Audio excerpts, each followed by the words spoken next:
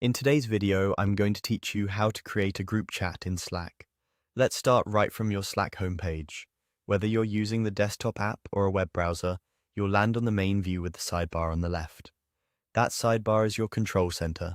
You'll see sections for channels and direct messages, and this is where your new group chat will live once it's created. If you're part of multiple workspaces, make sure you're in the correct one before you begin, so you're adding the right teammates. Next, look for the Direct Messages section in the sidebar. Click on it to expand, then find the small plus icon to start a new conversation.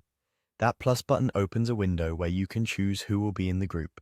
If the sidebar is collapsed, hover over it or expand it so you can see the labels and the plus icon clearly. This step is the same on both Mac and Windows, and the layout is consistent across most Slack themes, so it should look familiar. Now it's time to add your members. In the new message window, begin typing the names of the people you want to include. As you type, Slack will suggest matches from your workspace. Click each person to add them to the list, and continue until you've included everyone you need. You can add multiple teammates here to form a group direct message.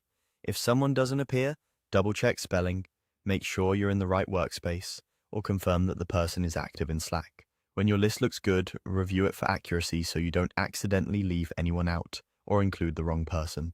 When you're ready, click the button to start the chat. Slack will open the new group conversation instantly. To finalize and save it so it shows up in your sidebar, send your first message. A quick hello or a brief note about the purpose of the chat works perfectly.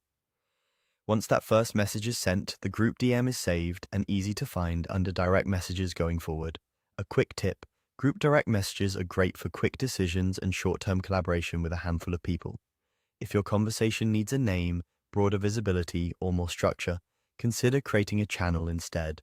For now, you're all set. Your group chat is live and you can share messages, files, and reactions, just like any other conversation in Slack.